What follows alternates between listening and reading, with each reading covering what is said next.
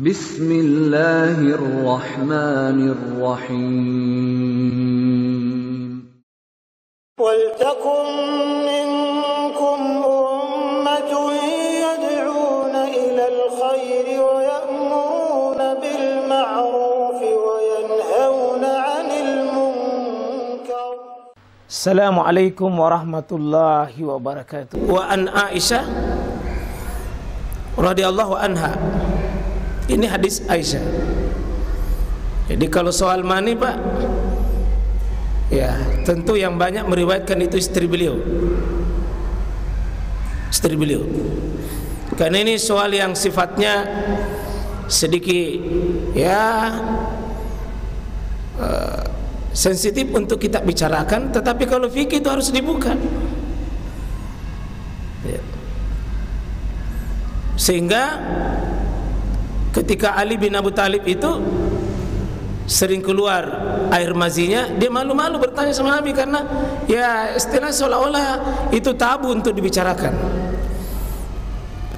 Tapi Ali tidak kehabisan akal, dia mengirim utusan untuk bertanya. Itu perkara ilmu, pasti punya cara untuk bisa dia tahu. Qalat, jadi Aisyah ini yang cerita, Pak. Kita bersyukur sama Aisyah menjadi penyambung ilmu kita. Dari banyaknya ilmu kita itu sumbernya dari Aisyah, Pak, luar biasa. Ada 2210 hadis dari Aisyah. Ini wanita terbanyak meriwayatkan hadis. Dan beliau ini wanita tetapi menjadi gurunya laki-laki di masanya. Banyak sahabat Nabi pergi belajar fikih di Aisyah radhiyallahu anha. Ya, makasih Aisyah ini karena atas ilmu tak betapa banyak ilmu kita tersambung kepada Nabi melalui lisannya Aisyah radhiyallahu anha. Ya, itulah sebabnya kalau di Indonesia ini ada yang mengambil organisasi kewanitaan itu, Aisyah menjadi Aisyah, pengikutnya Aisyah. Itu supaya cerdas. Ya, wanita-wanita itu disimbolkan dengan Aisyah supaya cerdas. Ya, wanita paling cerdas pada zaman Nabi itu adalah Aisyah. Nah, kita berharap wanita Aisyah itu juga mendekati, kalau tidak bisa sama dengan Aisyah. Apa kata beliau? Karena Rasulullah SAW, bahwa Nabi SAW itu pernah, dan kalau dipakai kata kana begini, ya bisa jadi itu berulang, Pak. Yaghsilul al-mani, itu mencuci mani. Jadi ya mencuci mani. Ya. Sesudah dicuci, summa yakhruju ila shalah fi zalika ath-thawb. Jadi dia cuci mani itu, kemudian dia keluar, dan itu tonji tadi bajunya, pakaiannya yang dicuci itu yang dipakai salat. Itu yang dipakai. Nah, hadis ini kalau kita lihat bahwa ini hadis yang dipakai oleh mazhab Abu Hanifah, Al-Hadawiyah, sebagian mazhab Imam Malik, sebagian mazhab Imam Ahmad. Mencuci mani berarti kalau dicuci, ya dia anggap ini dalil. Kalau dicuci itu berarti dibersihkan, berarti asal sesuatu kotoran itu dicuci, dibersihkan. Dalilnya ini, dalil utamanya Imam Abu Hanifah ini, bahwa karena dia najis maka dia dicuci. Ya, karena dia melihat mani itu sama jalurnya dengan yang keluar dari 4 itu. Kencing di situ juga keluar, dan disepakati kencing itu najis. Mazi itu najis, di situ juga keluar. Bahkan persis sama, satu pintu. Mazi dari situ, wadi di situ. Abu Hanifah sederhana. Itu apa yang dilewati oleh mani Itu yang dilewati oleh 4 tadi. Kalau begitu jalurnya sama, hukumnya sama. Apalagi kaidah dikatakan bahwa ya iza kanal ma, apabila air itu ya dimasuki apa? Bidukhuli an-najis, kalau dimasuki najis, an-najis itu maka fahuwa najis. Itu kaidah ini sudah dipakai oleh ulama. Apabila sesuatu dimasuki najis, dikenai najis, bercampur najis, maka itu najis.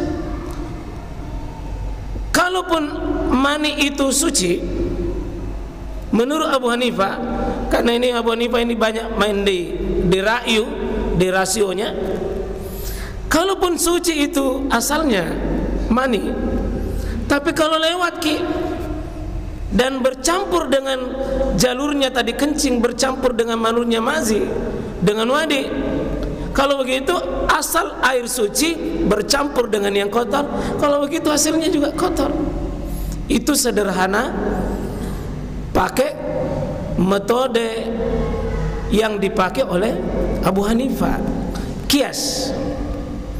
Karena memang diakui yang paling hebat dalam menggunakan kias itu adalah ra'yu Abu Hanifah, dan itu cara pemahamannya.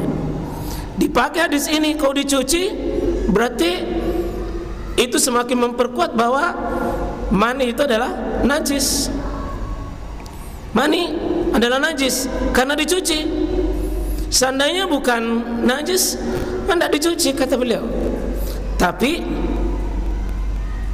kalau dipakai hadisnya ini bagian akhir, dipahami bagian akhir, mengatakan wana anzuru ila atharil ghusli fihi.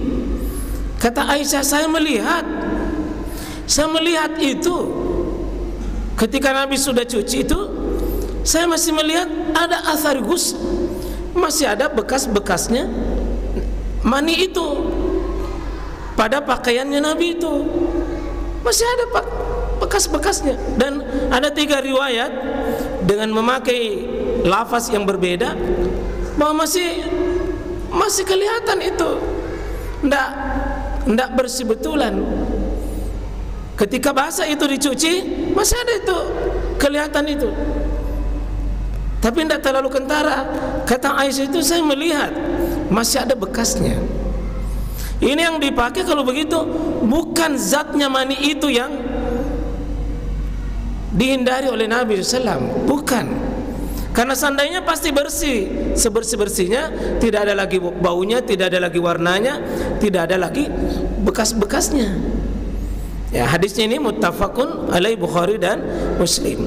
Ini kalau hadis ini pakai, sebagian dalilnya mazhab Abu Hanifah dan sebagian mazhabnya ya mazhab Syafi'i. Mazhab Syafi'i itu berhadapan dengan mazhab Abu Hanifah dalam mazhab ini. Satu mengatakan najis, satu mengatakan tidak. Adapun mazhab Maliki dengan mazhab Ahmad bin Hanbal itu 50-50. Kita coba lihat hadis supaya satu kali saja ya. Di hadis 28, kalau tadi itu riwayat Bukhari, sekarang wali Muslim. Laqad kuntu, ini berarti kalau kuntu berarti ya ini Aisyah ini, karena tadi Aisyah yang riwayatkan di hadis Bukhari Muslim. Jadi kuntunya ini adalah Aisyah ini. Sungguh saya afrukuhu min sawbi Rasulullah SAW, saya mengerik itu. Jadi sudah kering. Kalau tadi itu yang basah saya cuci, kalau ini kering ini, jadi saya cuma kerik itu. Berarti kerik itu tidak hilang pak maninya, tidak hilang utuh, masih ada banyak menempel. Kata beliau, saya kerik itu di pakaiannya Nabi, air mani itu ya, dengan farkan, saya betul-betul dengan kerik. Fayusalli fi, lalu Nabi pakai itu pakaian yang masih ada air mani yang menempel di pakaian ini. Ini dalil mazhab Syafi'i ini. Ini semakin memperkuat mazhab Syafi'i, kalau seandainya mani itu adalah najis, maka sedikit pun Nabi pasti tidak izinkan. Tapi ini yang dicuci, yang basah tadi, kalaupun kering itu masih melengket, masih banyak, tapi sudah dihilangkan. Ya kira-kira Pak, kalau seperti karena kita lendir, maaf Pak, kalau lendir kotor atau bukan? Kotor atau bukan? Kotor? Najis atau bukan? Bukan. Ingus? Kotor? Najis? Bisa dicuci? Bisa. Nah, seperti ini pemahaman Imam Syafi'i. Imam Syafi'i itu cuci, tapi bukan wajib. Dia cuma keutamaan saja. Sama dengan kena ingus pakaian kita, dihilangkannya itu bukan karena najisnya. Adapun dicuci itu cuma keutamaan saja, supaya tidak berbekas itu. Ya, buktinya masih ada. Buktinya masih ada, lalu dipakai sholat. Ini dalilnya Imam Syafi'i. Ini mazhabnya Imam Syafi'i ini. Dia afrukuhu min saub, dikerik. Ya. Jadi ada tadi dicuci, ada dikerik. Ya. Wa fi lafzi lahu, dan di lafaz bagian juga, laqad kuntu ahukku yabisan bizuburi min saubihi. Saya kerik gosok, ya. Ahukku ya bisa, kalau kering itu dengan pakai bizufuri kukuku, saya pakai kukuku itu. Kata Aisyah itu saya pakai itu. Kalau kering ya bisa, saya pakai itu kerik yang sangat kuat sambil saya gosok. Jadi lafaz yang dipakai ini afrukuhu, kemudian ahukkuhu ya bisa bizufuru min saubihi. Ini semakin memperkuat bahwa lama di situ mengering di pakaiannya, kemudian dipakai sholat. Kan kalau dipakai sholat itu berarti, kalau dipakai sholat berarti sesuatu yang ya tidak boleh ada najis, karena orang itu harus menghilangkan najis pada dirinya baru bisa sholat. Nah kalau masih ada mani, berarti ini kelihatan kuat dalilnya Imam Syafi'i. Nah diperkuat lagi di sini, ya diperkuat di sini. Ini dari riwayat Al-Qamah, ya, dan Al-Aswad.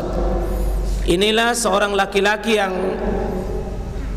bicara juga tentang mani dengan mazi, karena dia yang diutus Ali. Ali malu-malu bicara sama mertuanya karena keberadaannya putri Nabi, yakni Fatimah. Malu-malu itu Pak.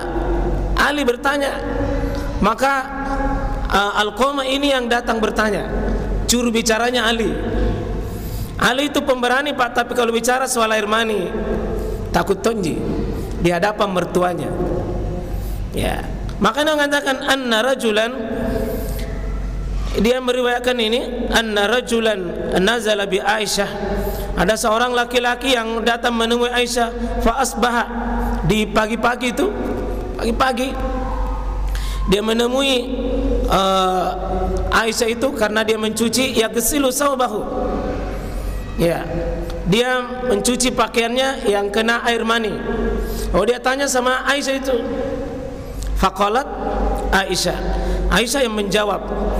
Apa kata Aisyah kepada Al-Qamah ini dan Al-Aswad? Innama kana yujziuka in ra'aitahu ayyaghsila makanahu. Kalau memang kau melihat ada mani di situ, ya cuci saja itu tempatnya, itu cuci saja tempatnya. Fa illam tara nadahta haulahu, dan jika engkau tidak melihat lagi, ya apa namanya, bilas-bilas saja itu di sekelilingnya, itu bilas-bilas saja sekelilingnya. Ya, walaqad ra'aituni, karena kata Nabi, kata Aisyah ini mengatakan, ya, walaqad ra'aituni afruquhu min saubi Rasulullah sallallahu alaihi wasallam, ya farkan fayusalli fi. Saya, kata Aisyah, pernah saya kerik. Saya cuma kerik-kerik itu mani yang ada di pakaiannya Rasulullah SAW, kata Aisyah, Pak. Jadi Aisyah sendiri tidak malu-malu sama Alqamah ini. Jadi kalau soal ilmu, hebat ini Aisyah ini, ya, bicara tentang itu, ya. Nah, Syekhul Islam Ibnu Taimiyah sepertinya membantah pendapatnya Hanafiyah dengan Imam Ahmad. Dia mendukung mazhab Imam Syafi'i. Al-aslu wujubi tathiran athiyab minal anjasi qalilaha wa kathiraha, fa idza sabata jawazi hamala qalil fi salati sabata zalika fi kasirihi fa innal qiyas la yafriqu bainahuma. Itu kata Syekhul Islam dalam kitab majmu'nya Al-Fatawanya. Pada asalnya itu yang wajib membersihkan pakaian dari semua najis, sedikitnya atau banyaknya. Jadi kalau tadi ada sedikit yang masih tersisa, yang sudah dicuci oleh Nabi SAW, ya masih tersisa sedikit, kata Syekhul Islam, sebenarnya asal itu dibersihkan, baik sedikit apalagi banyak. Kalau memang najis tidak boleh ada yang tersisa. Padahal Nabi mencuci masih ada bekas-bekasnya. Kalaupun dikerik masih ada bekas-bekasnya. Kalau begitu kata Syekhul Islam Ibnu Taimiyah, bukan najis. Seandainya najis tidak boleh disisakan. Maka apabila dibolehkan yang sedikit dalam salat, maka diperbolehkan juga banyaknya. Karena tidak mungkin disisakan. Karena kias tidak membedakan tadi yang banyak dengan sedikit. Saya lebih cenderung pakai metode pemahaman Syekhul Islam Ibnu Taimiyah, memahami tadi baik yang dicuci masih berbekas, baik yang dikerik maupun digosok ada bekas. Seandainya itu najis, maka pasti tidak boleh ada di sisa.